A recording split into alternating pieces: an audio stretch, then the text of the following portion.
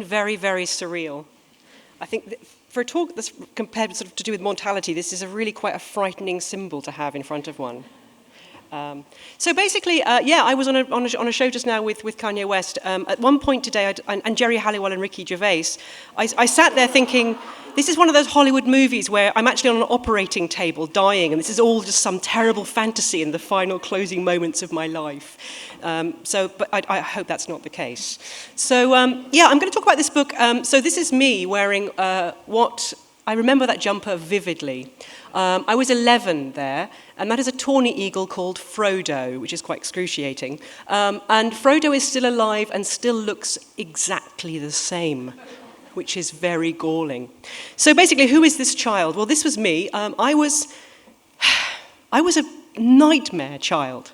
Most children, I think, have obsessions, dinosaurs, ponies, etc., etc. These wonderful ways in which children learn series of objects, learn how to carve the world at the joints, and also have a bit of power over parents and authority figures by knowing names of dinosaurs that no one else knows.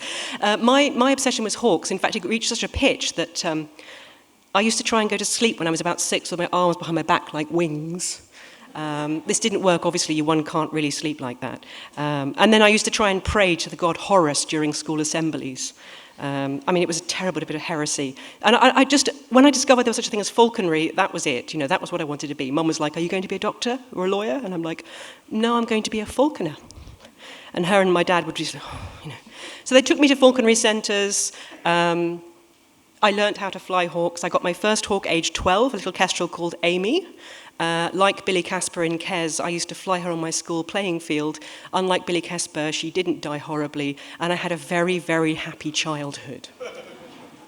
So, and then I ended up, long story, I ended up working for a while in the Middle East, in the Gulf states, breeding captive bred falcons for Arab royal family. It's a huge tradition out there. There are considerable conservation problems associated with it, particularly with the taking of wild falcons for use in falconry. So we were trying to kind of replace them, as it were, with captive bred ones. So I flew many, many hawks. I became a historian. I sort of drifted away from falconry, but all the hawks I flew were falcons. So if you think of birds of prey as being a little bit like aeroplanes, as my father and I used to sort of joke about because he was obsessed with aeroplanes, falcons are rather like F-16 fighters. They're sort of incredibly aerial, and they sort of use speed to fly down their quarry in the air. Goshawks, however, are more like Apache helicopter gunships. As you can see, they're incredibly heavily armed, have terrifying starey yellow-orange eyes. I'm actually quite nervous standing under this picture.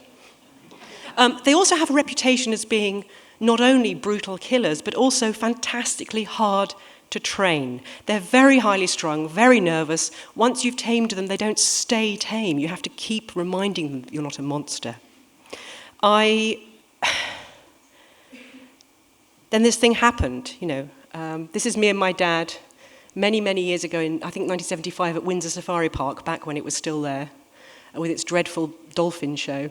And this is a parrot, and as you can see, I'm pretty transfixed by it, and Dad is rather amused by this. We were really good friends. We used to go out on what we used to call our anorak expeditions.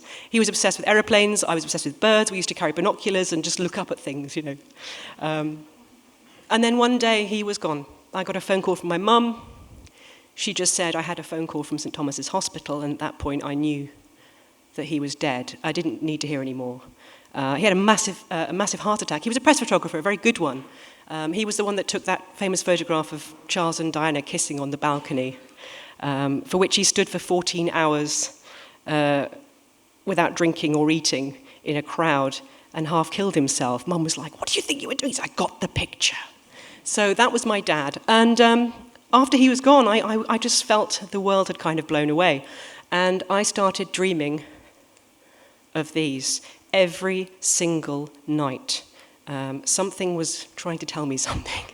And I think once, I'm sure many of you have lost dear people, and things happen to you, your motives become unamenable to conscious examination. You start to do things without really knowing why. And what I wanted to do was train a goshawk. The reasons for that only later became apparent.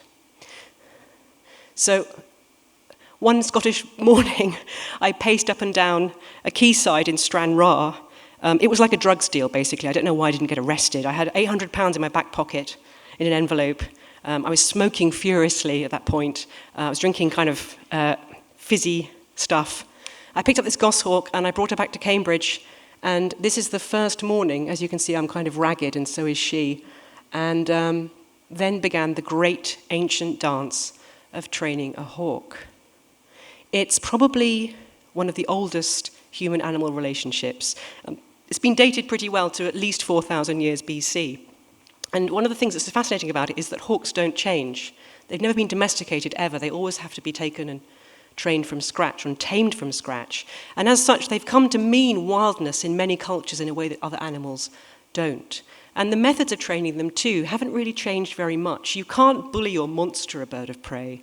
You have to tame them through, well, my friend Stephen Bodier describes it as falconry as being learning how to be polite to a bird, which is what you do. You give them gifts of delicious raw steak, you sit with them in darkened rooms, and slowly they begin to see you not as a monster but as a friend. And then you ask them to jump to you, first to your fist and then fly to you on a line indoors. And then comes this terrible moment where you have to go outside. Now, you go outside because you want to get your hawk used to people, you want to tame it. And the problem was that I was incredibly untamed by this point. I'd flown to the hawk because the hawk was everything I wanted to be. The hawk was sort of solitary, self-possessed, full of what seemed to be kind of rage, and I didn't want to be a human anymore.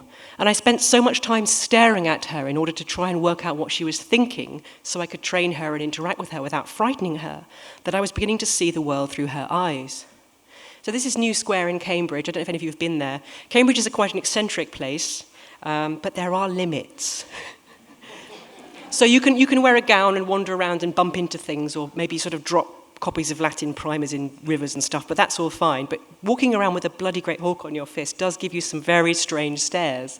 So what I did was walk up and down this sort of place every evening with the hawk, lost in grief, concentrating on the hawk to the point where the hawk was all I could really think about, all I could be, to the point where I started to get confused by what I was seeing. I saw a woman once throwing a ball for a dog, and I kept thinking, what is she doing? Why would anyone do that? Meanwhile, the hawk is staring at the dog with a look of predatory intent on her face, and I walk on. And some people didn't see me at all. I started to believe in this kind of weird, magical way that, again, I think connected with grief, that I wasn't there. I wasn't in another world, and I was invisible. And only some people could see me, and they were the people that came and talked to me. And they tended to be outsiders. So I had teenage goths, I had travelers, I had foreign students, the local kids around the corner that broke my window. That was quite funny. They broke my window with a stone, and then later they saw me with a hawk and sort of, we won't do that again, you know. And slowly I learned to, this is me looking very cross, I trained her on a long line called a creance on my college cricket pitch. Much to the consternation of pretty much everyone at college, to be honest. I kept saying, I used to do this here in the 17th century, it's fine. And eventually came the day when I had to fly her free. And now this is a very, very strange point in birds of prey, handling and in falconry, because really the whole point of falconry is to have this relationship with a wild animal. And it can be a very intimate relationship, a very equable one, really. I mean, my goshawk used to play with me. I used to throw her paper balls, she used to catch them in her beak and throw them back to me. I used to tell my falconer friends this, and they used to be horrified. They say, you don't play with goshawks. And I'd be like, why not? And they go, you just don't. You know, these are all big guys with tattoos. Anyway, much later I discovered that they all do. They just don't let on about it. So there she is. There's Mabel. Falconry is kind of about not just that relationship, but it's also about loss and return. And I didn't really realize that at the time, but what happens when you have a bird like this is you let it go fly free, and there's nothing to stop it going back to the wild except the lines that you've built, the lines of trust and familiarity and what the 17th century falconers would have called love between you and the bird. Obviously, it helps if you're holding a bit of meat for it to come and fly to, but I was very much conscious that I wanted this bird to do all the things that birds of prey do in the wild, and I knew that that would involve hunting. I wanted to just watch the bird do wild hawk things. Which, of course, was ironic because, again, I was trying to fly as far from death as I could, and yet here I was with a bird that represents death and ferocity in pretty much every culture in which they exist. And then I took her out hunting and suddenly something changed. I watched her fly and the world turned into something very, very different.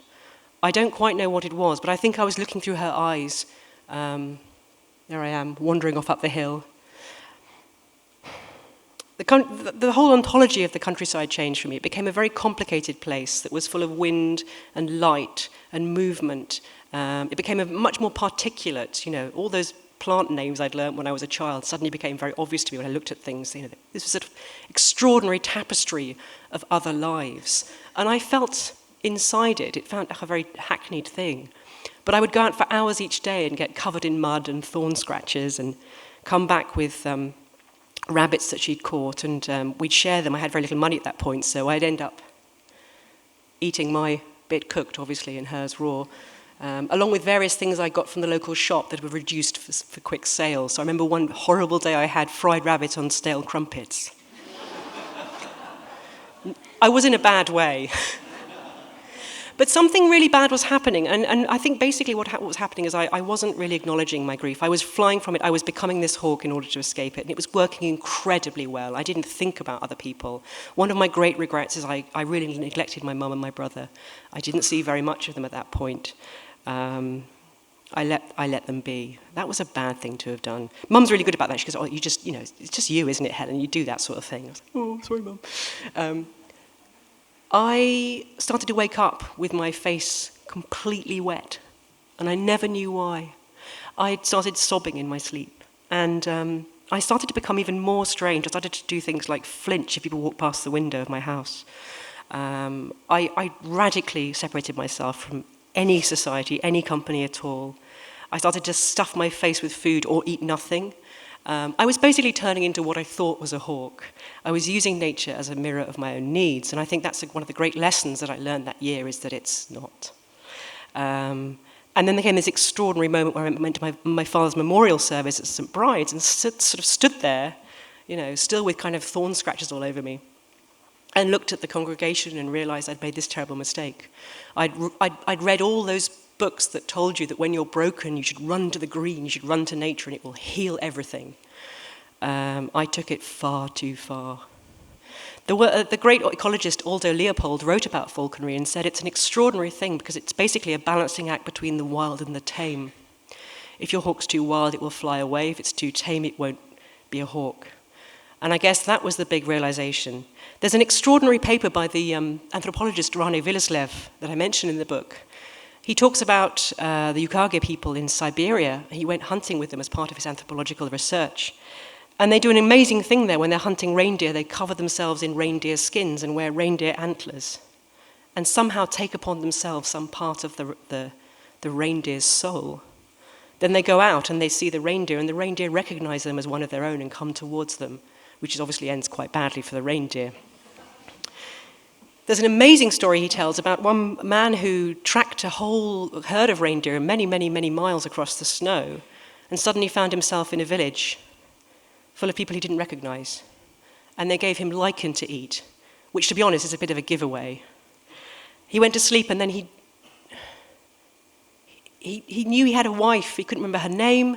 He dreamt he was surrounded by reindeer and realized that they were reindeer, got up and fled back to his village in absolute terror. And that was really, if you have to describe what it was like, what it was viscerally like at that point with the hawk, it was like that. I'd become more hawk than human. And I ended up realizing that I was cripplingly depressed. And I went to the doctors and got some antidepressants and slowly began to crawl back into the world. There was a great bit in the doctors, actually, where he said, could you do this questionnaire? I thought, I'm going to get them all wrong. So I went down it and I looked at these questions and I was trying to answer them. And one of them said, do you take less care with your personal appearance than formerly? And I remember staring at myself, and I think I actually had rabbit blood on my trousers at that point. And thinking, I don't know, do I, And I made an effort. I got back into the world. I started to fly the hawk more. I started to fly her at a slightly higher weight. She became quite independent. There were a lot of inadvertent poaching episodes. I live in constant terror that one of the landowners from South Cambridge is going to turn up at one of my talks, and there'll be a bit of a reckoning about some pheasants. But I think what I wanted to say at this point, what the big realization was that Mabel taught me that we routinely use nature as a mirror of ourselves. And I wanted her to be all the things I was. I wanted her to be this kind of, this free, wild, griefless thing, full of rage as you are when you're grieving. But actually what made Mabel extraordinary was that she was not human. And we managed to develop this relationship which was really about honoring that difference between species. We ended up having this partnership that was an extraordinary communication between the wild and the human that seemed to be quite equable and quite sort of acceptable on both sides. At times she did look like a teddy bear, but quite a fierce one. And I think more than anything else, Mabel didn't just accompany me through a year of grief, but, and it sounds terribly hackneyed, she really, really taught me how to be a person. Thank you very much.